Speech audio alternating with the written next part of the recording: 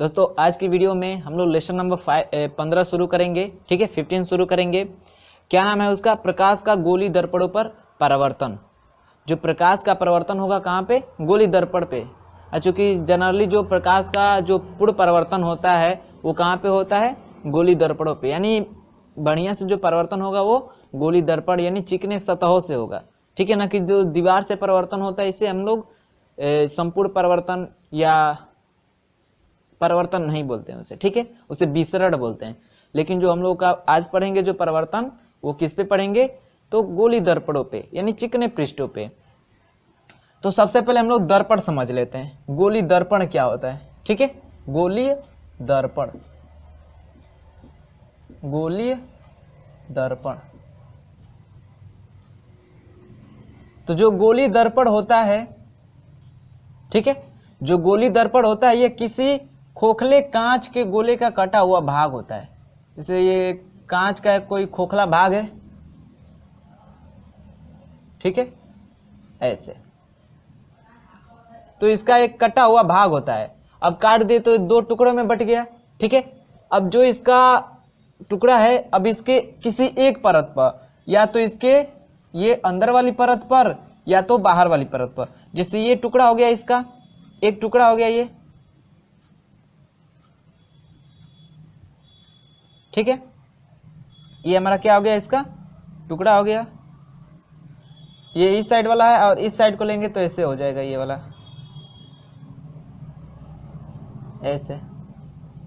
ठीक है, तो ये जो खोखले कांच का कटा हुआ भाग है इसके किसी एक परत पर, जैसे इस वाले परत पे चांदी का या पारा का क्या करेंगे? लेप लगा देंगे। चांदी का या तो पारा का क्या लगा देंगे? लेप लगा देंगे। किसका? चांदी का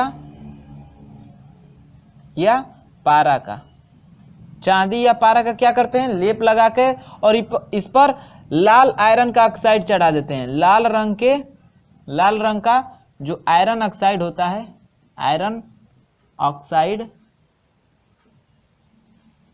लाल रंग के आयरन ऑक्साइड का क्या करते हैं? इस पे परत एक चढ़ा देते हैं ऊपर से, जिससे क्या होता है? ये वाला जो साइड होता है ना, ये वाला साइड क्या हो जाता है? चमकदार हो जाता है। ठीक है, अब प्रकाश का परावर्तन हो जाता है। जब भी इस पे प्रकाश डालेंगे ये प्रकाश ऐसे मुड़ जाएगा। कैसे भी प्रकाश डालेंगे उसका क्या हो जाएगा? परावर्तन हो जाएगा। क्या हो जाएगा? परावर्तन हो जाएगा। ठीक है, तो यही पढ़ना है हमें, प्रकाश का परावर्तन गोली पृष्ठों पे, गोली दर्पणों पे। तो जो हमारा गोली दर्पण की परिभाषा कोई भी पूछे तो क्या बताएंगे?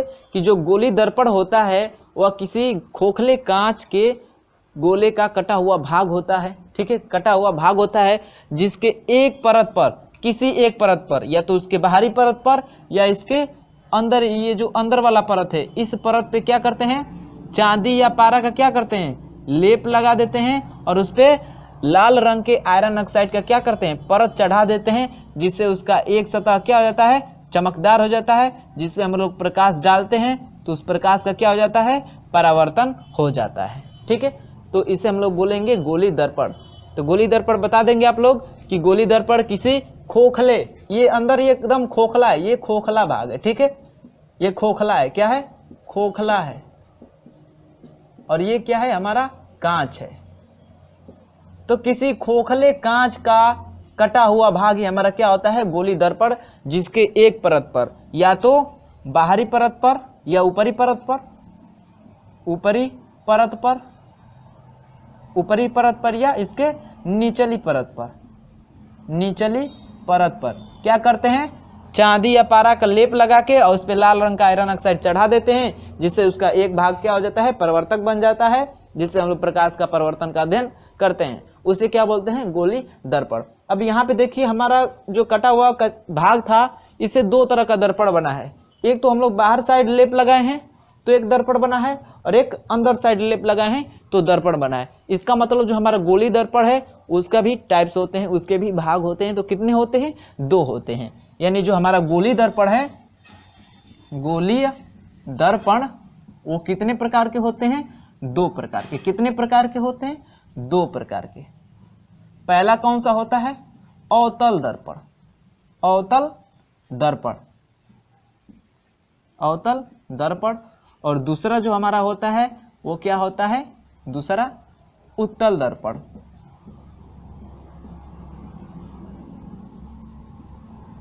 समझ में आया?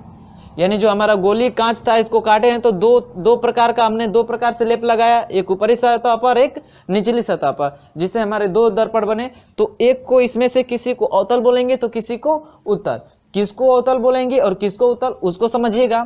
तो अवतल दर्पण उसे हम लोग कहेंगे, ठीक है, अवतल दर्पण उसे कहेंगे कि बताएंगे आप लोग कि गोली कांच के खोखले का कटा हुआ वह भाग, ठीक है, कटा हुआ वह भाग जिसके उभरे हुए सतह पर, उभरे हुए सतह पर, ये हमारा उभरा हुआ सतह है ना, इसके उभरे हुए सतह पर क्या किया जाता है, पालिश किया गया होता है। यानी अवतल दर्पण वह दर्पण होता है जिसके उभरे हुए सतह पे क्या होता है, पालिश किया हुआ होता है। किस चीज का, चांदी या पारे का लेप लगा के उस पे लाल रंग का आयरन ऑक्साइड चढ़ा देते हैं, ठीक है, पालिश किया हुआ होता है, उसे हम लोग बोलते हैं क्या, अवतल दर्पण, अवतल दर्पण। और उत्तल दर्पण जिसके दबे हुए भाग पे पालिश किया गया होता है, यानी उत्तल दर्पण में कह देंगे कि जिसके दबे हुए भाग पे क्या होता है, पालिश होता है।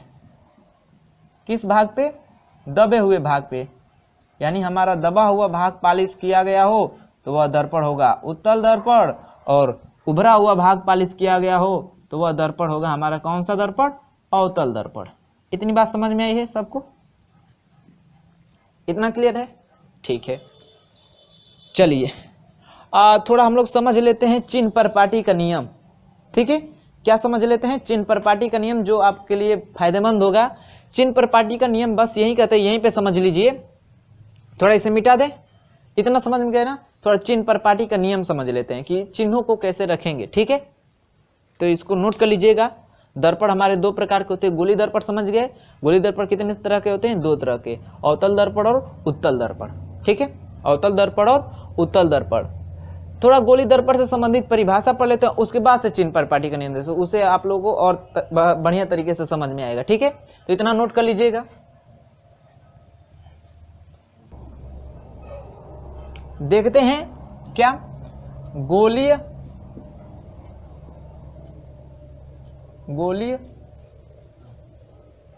दर्पण से संबंधित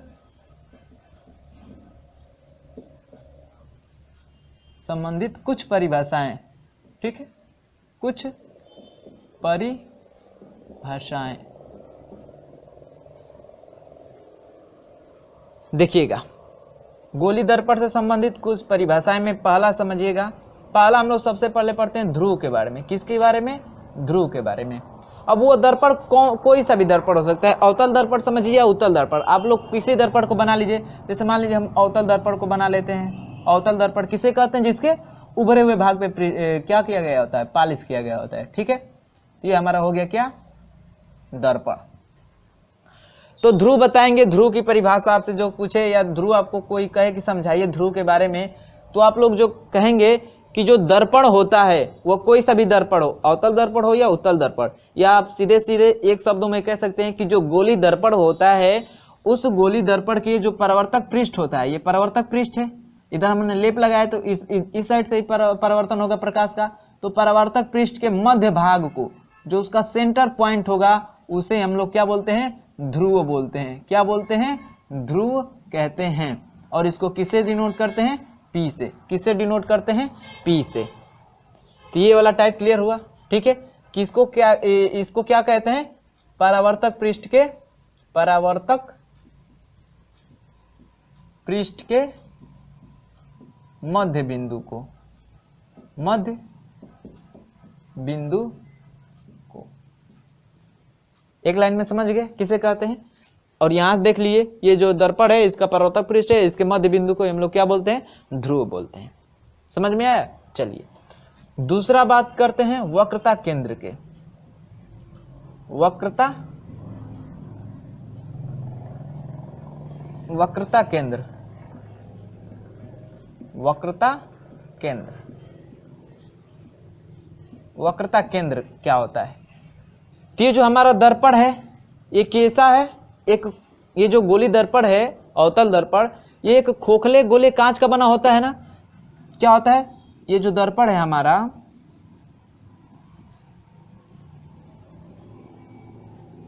यह एक खोखले कांच का बना होता है, यानी इसको ऐसे आगे बढ़ाएंगे ना तो ये क्या बनेगा, एक गोला बनेगा। क्या बनेगा, एक वृत्त टाइप का बनेगा। ठीक है, तो भाई वृत्त है तो उसका एक केंद्र होता है, वृत्त है तो इसका क्या होगा, एक केंद्र होगा। क्या होगा, केंद्र होगा। ठीक है, जब केंद्र होगा तो यही हमारा दर्पण है। इधर से ये वाला पार्ट हमारा क्या है, यही वाला हमने दर्पण बनाया है। तो ये जो दर्पण है जिस खोखले गोले का बना होता है उसके केंद्र को ही हम लोग क्या बोलते हैं, वक्रता केंद्र बोलते हैं। क्या बोलते हैं, वक्रता केंद्र। क्या बोलते हैं, वक्रता केंद्र। और इसको डिनोट करते हैं किससे, कैपिटल सी से। किससे डिनोट करते हैं, कैपिटल सी से। ठीक है, तो एक लाइन में इसकी क्या परिभाषा लिखेंगे कि खोखले गोले कांच के, खोखले गोली या कांच के, खोखले या गोले, खोखले गोले कांच के केंद्र को क्या बोलते हैं हम लोग, वक्रता केंद्र बोलते हैं। यानी खोखले गोले कांच के केंद्र को हम लोग क्या बोलते हैं, वक्रता केंद्र बोलते हैं। ये जो भी दर्पण हो जिस खोखले गोले कांच का क्या बना होगा उसी के केंद्र को क्या बोलते हैं, वक्रता केंद्र बोलते हैं। इतनी बात समझ में आई है। चलिए अब हम लोग तीसरा बात समझते हैं, मुख्य अक्ष। क्या, मुख्य अक्ष। मुख्य अक्ष क्या होता है, ठीक है, मुख्य अक्ष को समझिए। तो देखिए जो हमारा दर्पण है इसका एक ध्रुव हमने समझ लिया कि ध्रुव किसे कहते हैं और वक्रता केंद्र किसे कहते हैं। इतना समझ गए ना।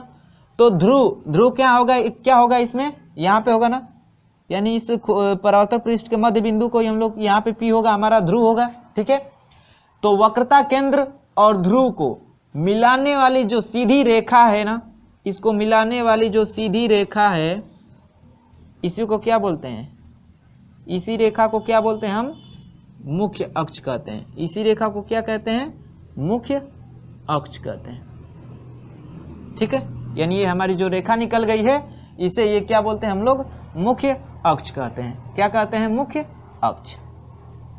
इसको क्या बोलते हैं, मुख्य अक्ष, मुख्य अक्ष। ठीक है, मेन एक्सिस। तीन बातें समझ गए आप लोग। ध्रुव किसे कहते हैं, तो परावर्तक पृष्ठ के मध्य बिंदु को ध्रुव कहते हैं। और जो दर्पण है वो जिस खोखले कांच का बना होता है उसके केंद्र को हम लोग क्या बोलते हैं, वक्रता केंद्र बोलते हैं। और वक्रता केंद्र और ध्रुव को मिलाने वाली जो सीधी रेखा होती है उसे क्या बोलते हैं, मुख्य अक्ष। मुख्य अक्ष। तो इसकी एक लाइन में परिभाषा क्या लिखेंगे कि P यानी ध्रुव, P यानी ध्रुव, और C मतलब वक्रता केंद्र, वक्रता केंद्र को मिलाने वाली रेखा, को मिलाने वाली रेखा क्या कहलाती है, क्या कहलाती है, मुख्य अक्ष कहलाती है। ठीक है, तो P और C यानी वक्रता ध्रुव और वक्रता केंद्र को मिलाने वाली जो सीधी रेखा होती है उसे क्या बोलते हैं, मुख्य अक्ष बोलते हैं। इतनी बात समझ में आई है। चलिए अब अगला समझते हैं वक्रता त्रिज्या। चौथी पॉइंट क्या समझते हैं, वक्रता त्रिज्या, वक्रता त्रिज्या। इसको एकदम सब समझ जाएंगे ना तो सब क्लियर ऑटोमेटिक हो जाएगा। ठीक है, कुछ नहीं है, डायग्राम द्वारा समझिएगा। ध्रुव समझ गए, वक्रता केंद्र समझ गए, मुख्य अक्ष समझ गए। ठीक है, अब वक्रता त्रिज्या क्या होती है, तो जो हमारा वक्रता केंद्र समझ गए, वक्रता केंद्र और ये ध्रुव, इसी के बीच की ये जो दूरी है ना, ये जो लेंथ है, ये जो लेंथ है इसी को क्या बोलते हैं, वक्रता त्रिज्या बोलते हैं। इसी को क्या बोलते हैं, वक्रता त्रिज्या। ठीक है, और इसको किससे दिखाते हैं, यानी यहां से यहां तक की दूरी को हम लोग क्या बोलते हैं, वक्रता त्रिज्या बोलते हैं। क्या बोलते हैं, वक्रता त्रिज्या। और इसको किससे डिनोट करते हैं, कैपिटल आर से डिनोट करते हैं। किससे डिनोट करते हैं, कैपिटल आर से। तो क्या लिखेंगे, सी और पी के मध्य की दूरी क्या कहलाती है, यानी वक्रता केंद्र और ध्रुव के मध्य की दूरी क्या कहलाती है, वक्रता त्रिज्या कहलाती है। या आप ये कह सकते हैं कि जो गोलीय मतलब दर्पण है वो अवतल हो गया या उत्तल दर्पण, वह जिस खोखले कांच का बना होगा ना उसकी त्रिज्या को ही क्या बोलते हैं, वक्रता त्रिज्या। जैसे ये वृत्त है, वृत्त की त्रिज्या होती है r, स्मॉल r दिखाते हैं, लेकिन उसी को जब हम दर्पण में समझते हैं तो उसी r को कैपिटल R में बदल देते हैं और उसका नाम होता है हमारा वक्रता त्रिज्या। वक्रता त्रिज्या, क्योंकि सेंटर और परिधि के बीच की दूरी को हम लोग त्रिज्या कहते हैं। उसी तरह वक्रता केंद्र और ध्रुव के बीच की दूरी हमारी क्या हो जाएगी, वक्रता त्रिज्या हो जाएगी। समझ में आया डायग्राम के थ्रू? चलिए, इतना क्लियर हो गया। समझते हैं 5वां नंबर। ठीक है, क्या समझते हैं? फोकस बिंदु, मुख्य फोकस। मुख्य फोकस, मुख्य फोकस क्या होता है? मुख्य फोकस। ठीक है, अब समझिएगा मुख्य फोकस। मुख्य फोकस इस वाले डायग्राम पे समझा रहे हैं। ठीक है, ये हमारा ध्रुव हो गया, हमारे यहाँ पे कहीं पे क्या होगा, वक्रता त्रिज्या C होगी, और इसी दोनों को मिलाने वाली जो रेखा होगी हमारी क्या होती है, वो मुख्य अक्ष होती है। क्या होती है? मुख्य अक्ष होती है। ठीक है, तो देखिएगा इस मुख्य अक्ष के समांतर जाने वाली किरणें, इस मुख्य अक्ष के समांतर जितनी भी किरणें जाएंगी, ठीक है, मुख्य अक्ष के समांतर जाने वाली किरणें अब यहाँ पे पड़ेगी तो उस किरण का क्या होगा, परावर्तन होगा। तो परावर्तन के बाद मुख्य अक्ष को जिस बिंदु पे काटती है ना, इस बिंदु पे काटा, इसी को बोलते हैं क्या, मुख्य फोकस। इसी बिंदु को क्या बोलते हैं, मुख्य फोकस। मुख्य फोकस क्या बोलते हैं, मुख्य फोकस। इस वाले बिंदु को क्या बोलते हैं, मुख्य फोकस। और इसको किससे डिनोट करते हैं, कैपिटल F से। किससे डिनोट करते हैं, कैपिटल F से। तो अब समझिएगा मुख्य फोकस क्या होता है, तो वक्रता केंद्र और ध्रुव ये हो गया, इसको मिलाने वाली रेखा हमारा क्या हो गई, मुख्य अक्ष हो गई। यही डायग्राम यहाँ पे बनाया है। ठीक है, अब इस मुख्य अक्ष के समांतर जो भी किरण जाएगी ना, जो भी किरण जाएगी वह परावर्तन के बाद इस मुख्य अक्ष को जिस बिंदु पे काटेगी, अब यहाँ काटे, यहाँ काटे, यहाँ काटे, यहाँ काटे, जहां भी काटे या जहां मिलती हुई प्रतीत हो, यहाँ पे तो डायरेक्ट दिख रहे कट रहा है, लेकिन यही उत्तल दर्पण में जाएंगे ना, उत्तल दर्पण में तो जब ऐसे जाएगी तो ऐसे परावर्तन होता है, तो लगता है ना वो ऐसे। समझ लीजिए यहाँ पे जैसे ये हमारा हो गया, ये हो गया हमारा उत्तल दर्पण, ये तो उत्तल दर्पण पे समझा रहे हैं। ठीक है, और ये हो गया हमारा मुख्य अक्ष, यहाँ पे हो जाएगा इसका C और ये हो गया इसका P। समझ रहे हैं? तो इस मुख्य अक्ष के समांतर जाएगी ऐसे किरण, ये किरण गई, अब ये परावर्तन होगी ना, तो परावर्तन होगी, ऐसे परावर्तन हो गई, तो यह मुख्य अक्ष को जिस बिंदु से आती हुई प्रतीत होती हैं उसे क्या बोलते हैं, मुख्य फोकस। ऐसे देखेंगे ना उत्तल दर्पण में तो जाएगा ऐसे प्रकाश परावर्तन हो जाएगा, लेकिन यहाँ पे वास्तव में नहीं दिखता है, लेकिन हम लोग कल्पना करते हैं कि हाँ उसी बिंदु से ना वो प्रकाश की किरण आ रही है, जा रही है, तो परावर्तन होकर उसी बिंदु से आ रही है, आती हुई प्रतीत होती है, तो उसे क्या बोलते हैं, मुख्य फोकस।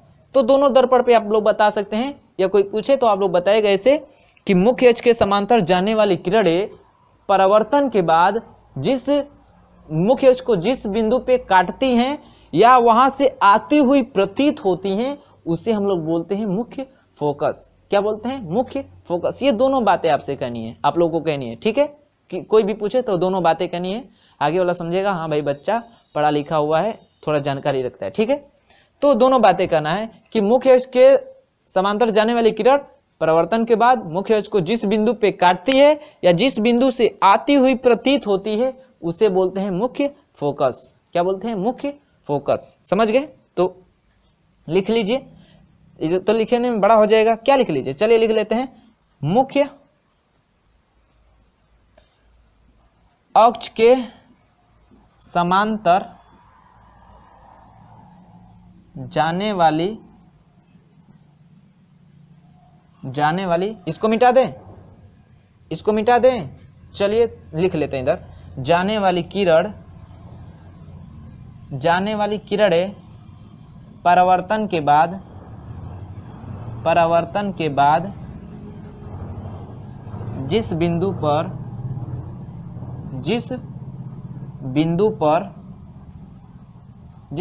पर मुख्य अक्ष को काटती हैं, जिस बिंदु पर मुख्य अक्ष को काटती हैं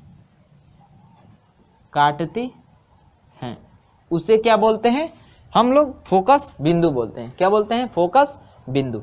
इतना क्लियर है? चलेगा, इतना समझ में आया तो इतना नोट करिएगा, 5 पॉइंट इतना नोट करिएगा, नोट कर लीजिए। एक बार फिर से दोहरा देंगे एक डायग्राम पे, ठीक है? इतना नोट हो जाने के बाद एक 6वां पॉइंट है हमारा, 6वां पॉइंट। और वो क्या है 6वां पॉइंट? समझ लीजिएगा, यहाँ पे ऊपर लिख दे रहे हैं, या चलिए इसको मिटा के लिख दे रहे हैं, ठीक है? इतना नोट कर लीजिए। जिसको नोट नहीं करना है वो वीडियो को पॉज करके शॉर्ट स्क्रीन कर लीजिए, इतना का। चलिए अब एक लास्ट पॉइंट देख लेते हैं, ठीक है? एक लास्ट पॉइंट देख लेते हैं, वो क्या है हमारा?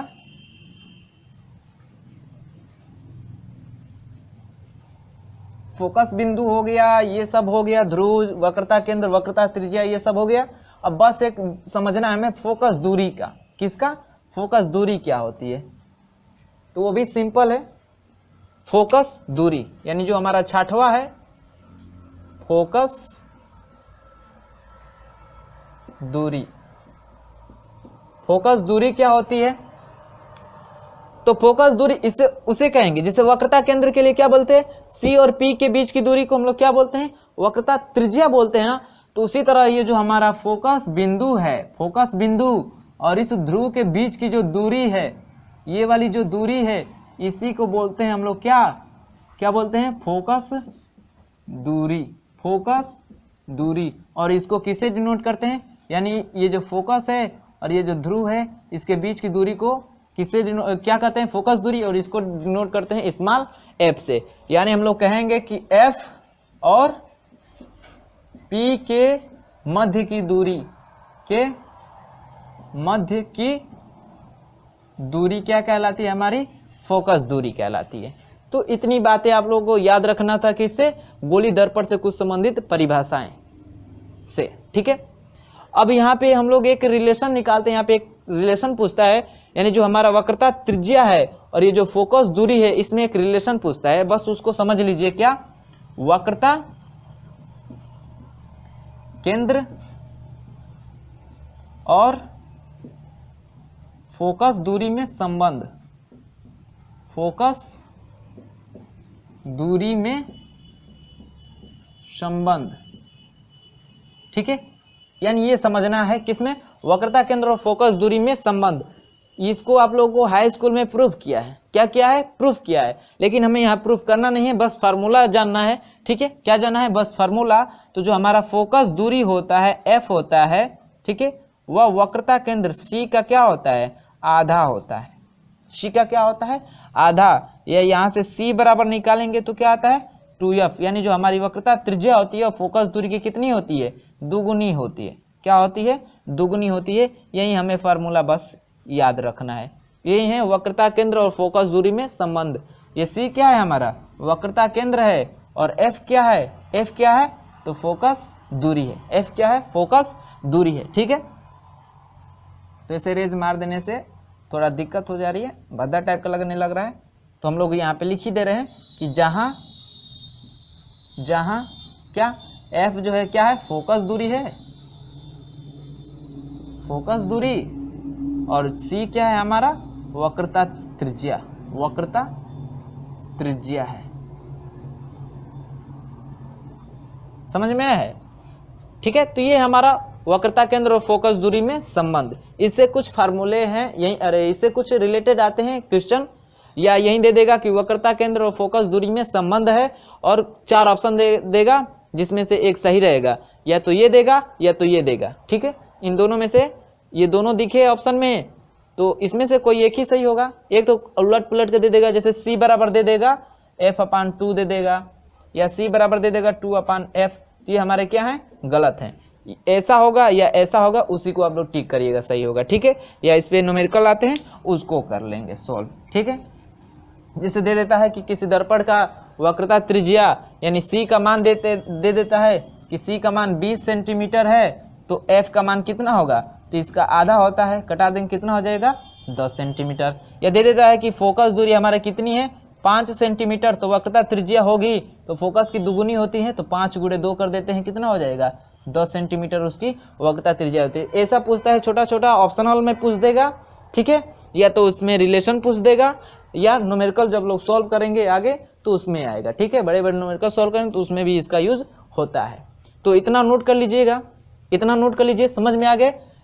हमने 6 पॉइंट समझा गोली दर्पण से कि ध्रुव क्या होता है, वक्रता केंद्र क्या होता है, वक्रता त्रिज्या, फोकस बिंदु, फोकस दूरी, मुख्य अक्ष क्या होते हैं, ये सबने समझा, और वक्रता केंद्र और फोकस दूरी में संबंध समझा। एक बार एक डायग्राम द्वारा इन सारे मतलब जितने भी 6 टॉपिक्स थे गोली दर्पण से रिलेटेड, जितनी भी परिभाषाएं थी 6, उसको एक डायग्राम द्वारा एक ही जगह समझ लेते हैं, ठीक है। तो इतना नोट कर लीजिए, फिर उसको समझाते हैं। अब यहाँ पे समझिएगा, यही था हमारा डायग्राम ना, यानी ये हमारा गोली दर्पण है, इतना वाला पार्ट, ये वाला पार्ट हमारा क्या है, गोली दर्पण है, और इसको मैंने आगे डैश डैश बनाया है कि ये इस खोखले गोले कांच का बना हुआ है, ठीक है। तो हमने बताया था सबसे पहले किसके बारे में, तो ध्रुव के बारे में। ध्रुव के बारे में क्या हमने बताया था कि जो ये जो दर्पण होता है, ठीक है, इसके परावर्तक पृष्ठ के मध्य बिंदु को, इस परावर्तक पृष्ठ के मध्य बिंदु को क्या बोलते हैं, ध्रुव बोलते हैं, और इसको डिनोट करते हैं किससे, पी से, क्या बोलते हैं, ध्रुव। एक समझ गए। फिर वक्रता केंद्र समझे थे हमने कि वक्रता केंद्र क्या होता है, तो ये जो दर्पण है जिस खोखले गोले कांच का बना होता है उसी के केंद्र को क्या बोलते हैं, वक्रता केंद्र बोलते हैं, और इसको डिनोट करते हैं किससे, सी से। किससे डिनोट करते हैं, सी से, और इसको क्या बोलते हैं, वक्रता केंद्र, वक्रता केंद्र। उसके बाद से हमने क्या समझा था, मुख्य अक्ष। मुख्य अक्ष क्या था, तो वक्रता केंद्र और ध्रुव को मिलाने वाली एक सीधी रेखा, वक्रता केंद्र और ध्रुव को मिलाने वाली एक सीधी रेखा थी, ऐसी रेखा को हम लोग क्या बोलते थे, मुख्य अक्ष। क्या बोलते थे, मुख्य अक्ष।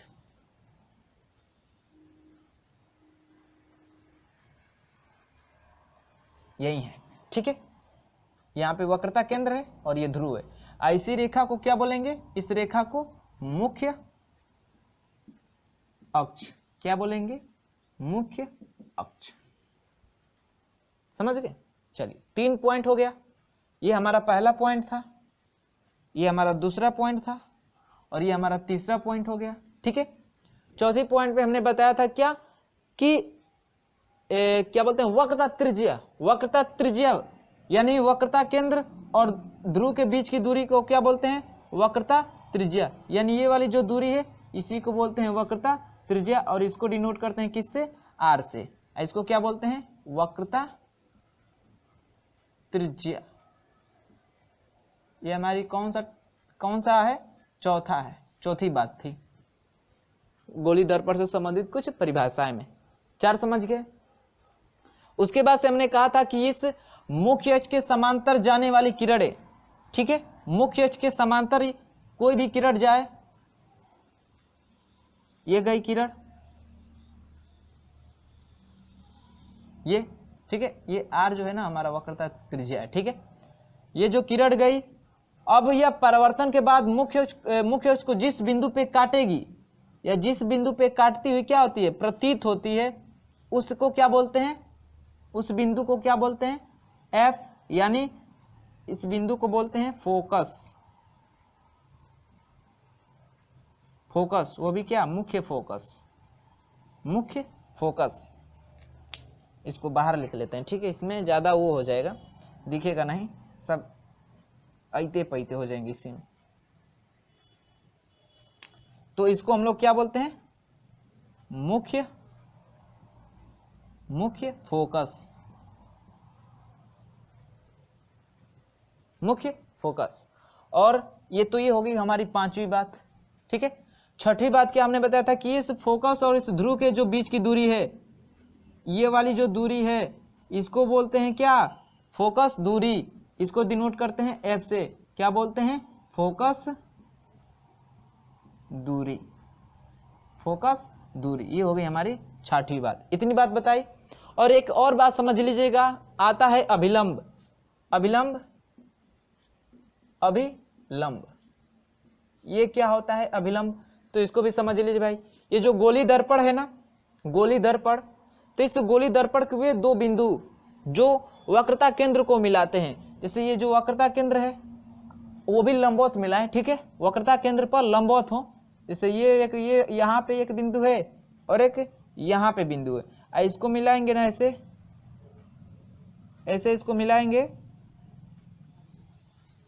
तो इसी रेखा को हम लोग क्या बोलते हैं, अभिलंब बोलते हैं, अभिलंब, ठीक है, अभिलंब बोलते हैं इसी रेखा को, ठीक है, जो वक्रता केंद्र को मिलाती है। यानी गोली दर्पण पे वे दो बिंदु, जैसे मान लीजिए ए बिंदु है और ये बी बिंदु है, यानी ये जो ए बिंदु है इनको मिलाएंगे ना तो ये वक्रता केंद्र से होकर जाएंगे, और ये वक्रता केंद्र पे क्या होते हैं, ये मुख्य अक्ष पे क्या होते हैं, लंबवत होते हैं, लंबवत होते हैं, इसीलिए इसे क्या बोलते हैं, अभिलंब, क्या बोलते हैं, अभिलंब बोलते हैं।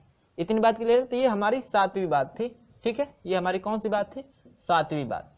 बस ये है गोली दर्पण से कुछ संबंधित परिभाषाएं जिसको आपने समझ लिया है, ठीक है, इतना क्लियर है। चलिए अब समझते हैं चिन्ह परिपाटी का नियम। चिन्ह परिपाटी का नियम यही बताता है कि जो हमारी वक्रता त्रिज्या है, फोकस दूरी है, इनका साइन कैसा होगा, ये पॉजिटिव होते हैं, नेगेटिव होते हैं, या दर्पण पे जो हम लोग प्रतिबिंब रखते हैं, जो वस्तु रखते हैं, सॉरी प्रतिबिंब तो बनता है, वस्तु रखते हैं तो उसका प्रतिबिंब बनता है, उनकी दूरियां कैसी होती हैं, धनात्मक ऋणात्मक, कैसे इस पे दूरियों को मापा जाता है, उनका चिन्ह क्या होता है, वही हमें चिन्ह परिपाटी का नियम समझाता है, ठीक है। तो चलिए उसको देखते हैं, चिन्ह परिपाटी का नियम, इसको इरेज करते हैं।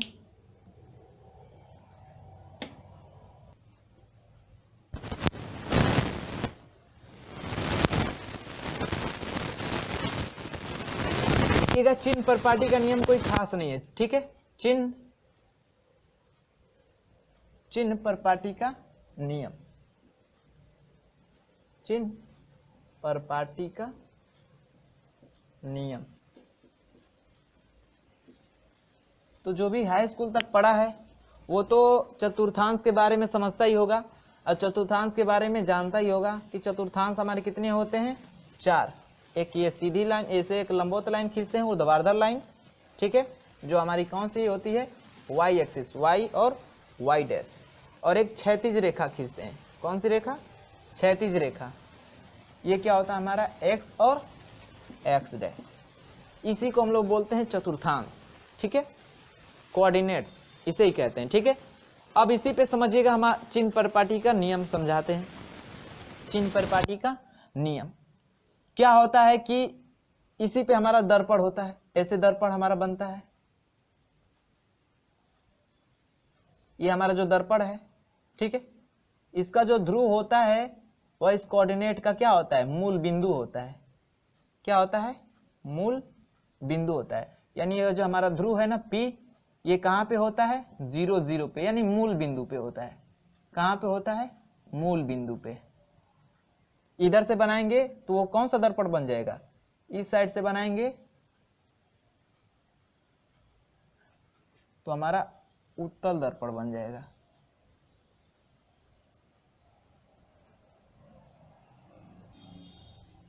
इसका किधर वो होता है, पालिश अंदर की तरफ होता है,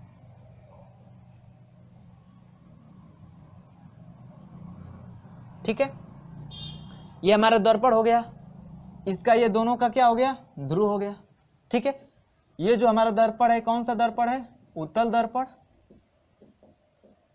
और ये हमारा जो दर्पण है वो कौन सा है, अवतल दर्पण, अवतल दर्पण। इतनी बात क्लियर है। चलिए अब हमने तो पीछे बता दिया कि कितनी मतलब क्या क्या होता है इस पे, ये ध्रुव हो गया, इसका एक केंद्र होगा, उसको क्या बोलेंगे, वक्रता केंद्र, इन दोनों के मध्य में हमारा क्या होता है, फोकस बिंदु होता है, ठीक है, इसके बीच की दूरी को क्या बोलते हैं, फोकस दूरी बोलते हैं, और इन दोनों के बीच की दूरी को क्या बोलते हैं हम, वक्रता त्रिज्या बोलते हैं। वैसे ही इधर भी होगा, ये भी दर्पण का क्या होगा, एक केंद्र होगा C, वक्रता केंद्र, इन दोनों के मध्य क्या होगा हमारा फोकस बिंदु, इसके बीच की दूरी वही क्या कहलाएगी हमें, हमारी फोकस दूरी, और इसके बीच की दूरी क्या कहलाएगी, इसको मिटा देते हैं, ठीक है। और इसके बीच की दूरी क्या कहलाएगी, वक्रता त्रिज्या।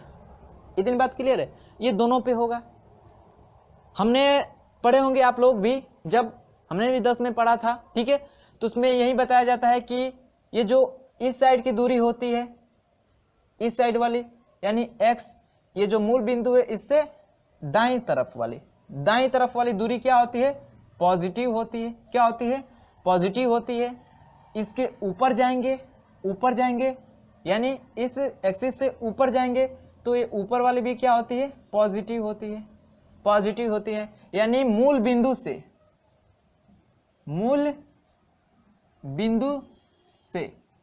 ले रहे हैं, ऊपर जाएंगे, ऊपर तो क्या होगा, पॉजिटिव होगा, और दाएं जाएंगे तो दाएं जाने पे क्या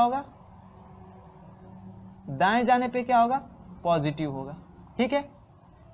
नीचे जाने पे क्या होगा, इसी मूल बिंदु से नीचे जाने पर क्या होता है, हमारी साइन क्या होता है, निगेटिव होता है, और बाएं जाने पे क्या होता है, निगेटिव होता है। अब समझिएगा, ये हमारा मेन एक्सिस है, अरे सॉरी हमारा क्या है, कोऑर्डिनेट है, और इसका ये मूल बिंदु है। क्या है, ये मूल बिंदु है। इस मूल बिंदु से दाईं तरफ जाइए, यानी एक्स एक्स की तरफ जाएंगे तो दूरी क्या होगी, पॉजिटिव होगी, और वाई एक्स की तरफ जाएंगे यानी ऊपर जाएंगे तो दूरी क्या होगी, पॉजिटिव होगी, ठीक है। ये हमारा चिन्ह परिपाटी का नियम कहता है। इस मूल बिंदु से नीचे की तरफ जाएंगे यानी वाई डैश की तरफ जाएंगे तो हमारा जो साइन होगा वो क्या होता है, जो भी दूरी जाएंगे वो क्या होगी, निगेटिव होगी।